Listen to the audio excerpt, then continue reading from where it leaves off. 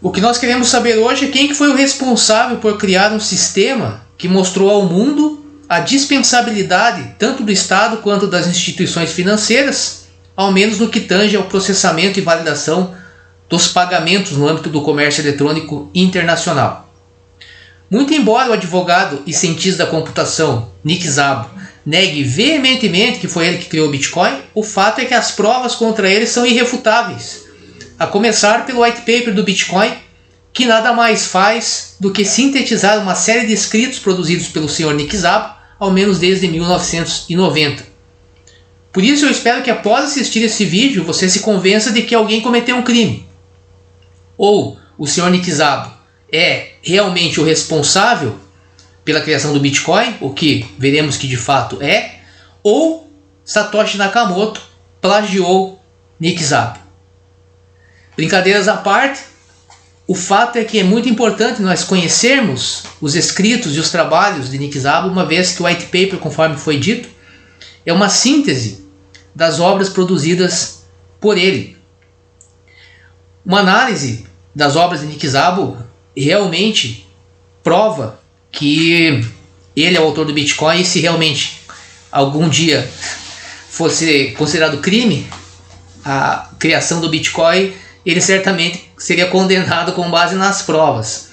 Então a importância de saber que Nick Szabo é o autor do Bitcoin não é apenas uma questão de curiosidade, mas sim uma questão que tem a ver com o nosso objetivo aqui nessa série, que é apresentar para vocês o Bitcoin com base no white paper. E não há como compreender o white paper sem que tenhamos como base as obras de Nick Szabo, e é isso que nós vamos ver no vídeo de hoje.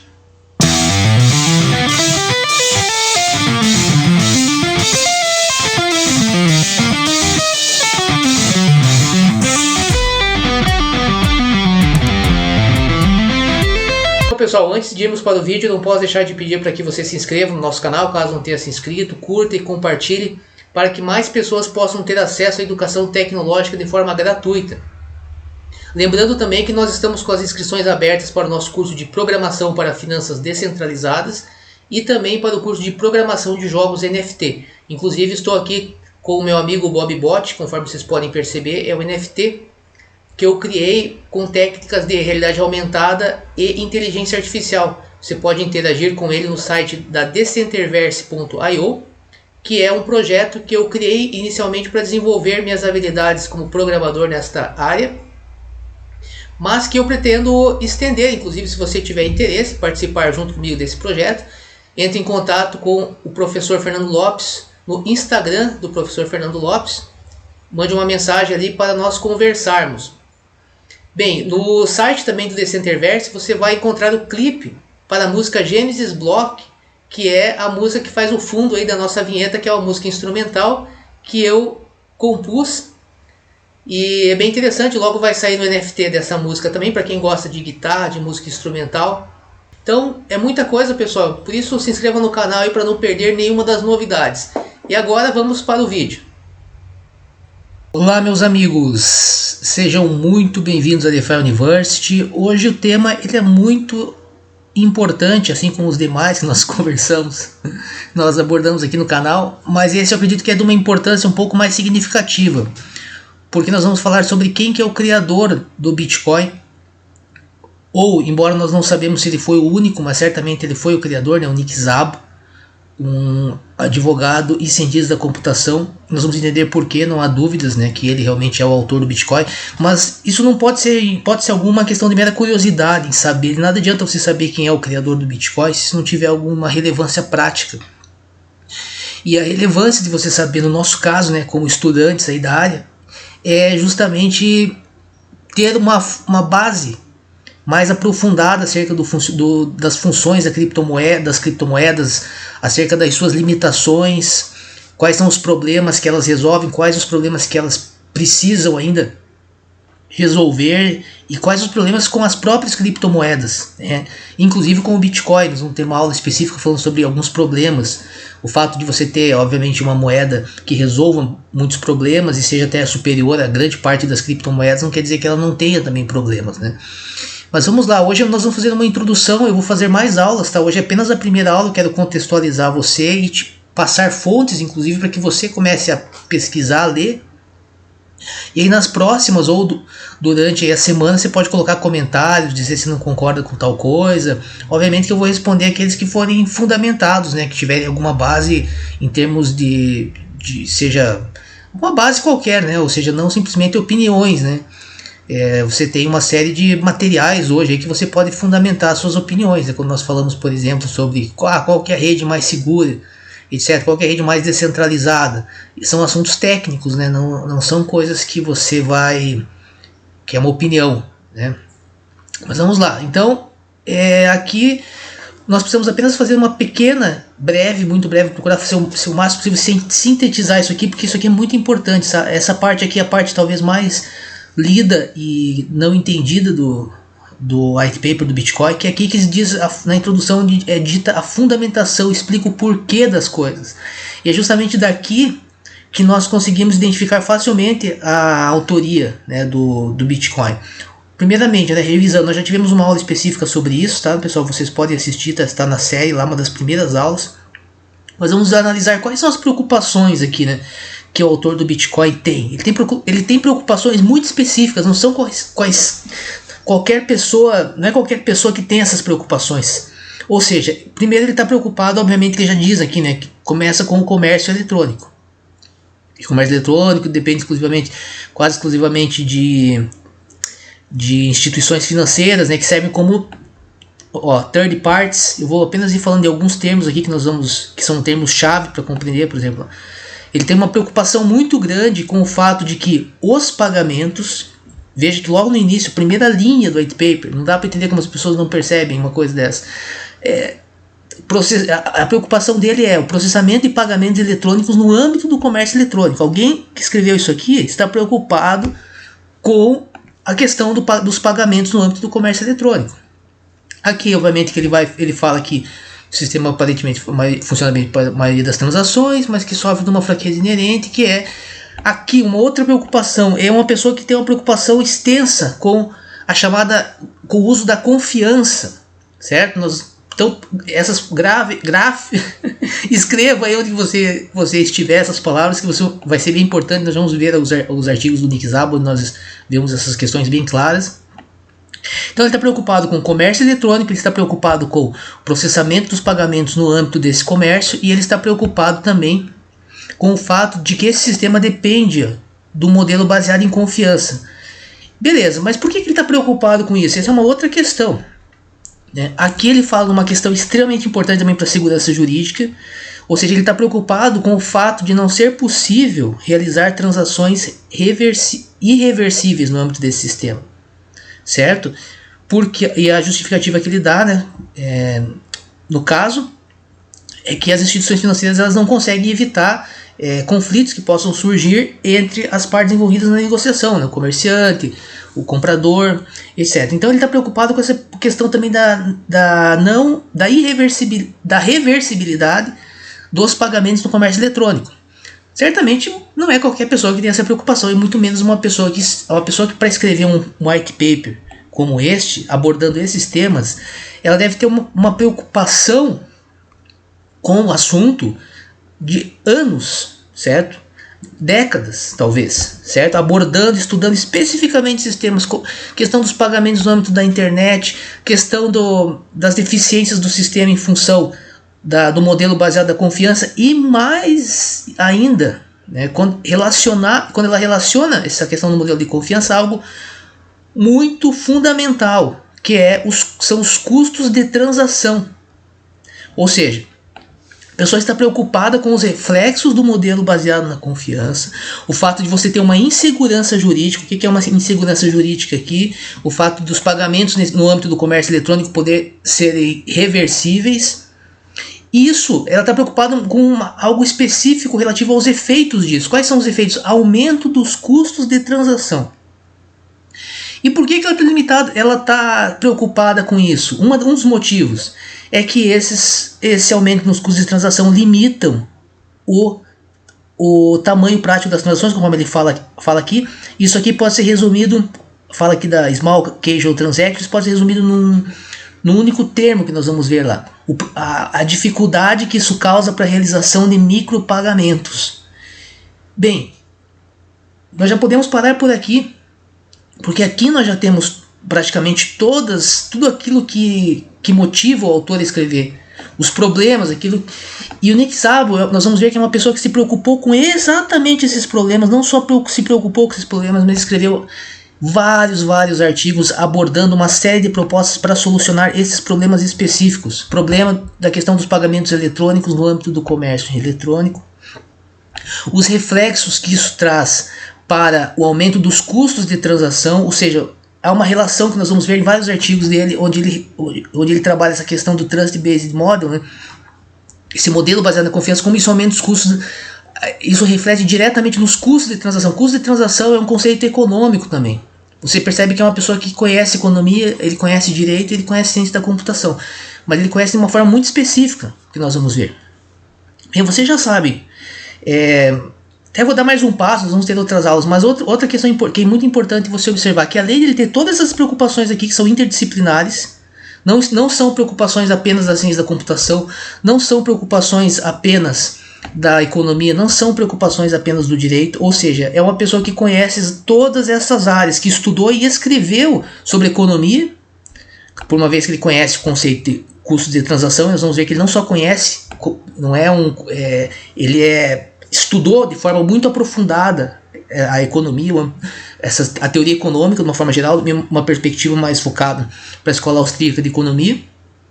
Isso é verdade, e há vários economistas, não apenas da escola austríaca, né, mas economistas com uma vertente mais liberal, ou seja, os não keynesianos, que trabalham muito essa ideia também dos custos de transação. Tá?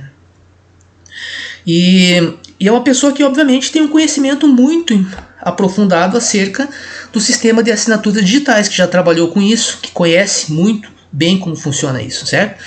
Então, pessoal, para não ficar muito extenso o vídeo, vamos agora fazer uma breve introdução em alguns artigos onde você pode confirmar essa relação, né? Que essa relação, eu não vou falar do BitGold, porque o BitGold eu acho que aí já acaba com toda a surpresa, né? Muitas pessoas falam, por causa do BitGold, o fato de ter sido o precursor do Bitcoin, etc, e acho que o trabalho do Nick Szabo se reúne ao BitGold. Não, há uma série de artigos, aqui eu estou no blog dele, por exemplo.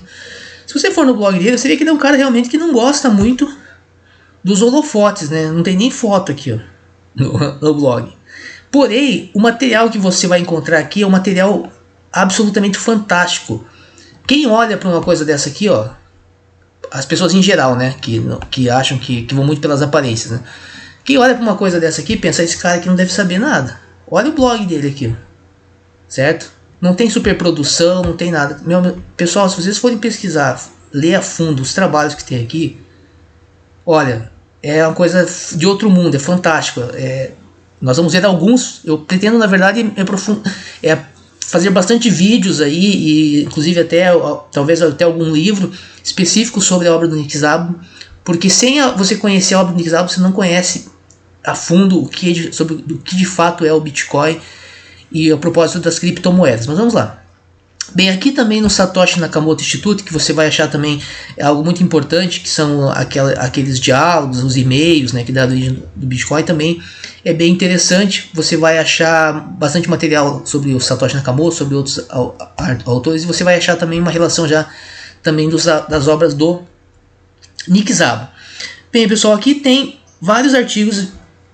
Este aqui é um que eu já quero, como eu falei, hoje é apenas uma introdução, acho que nós nem vamos entrar a fundo, talvez não entrando em um artigo específico, mas aqui você já percebe, ó, aqui nós temos um artigo que ele vai abordar a relação entre os custos de transação e como esses custos de transação eles dificultam a possibilidade de realização de micropagamentos.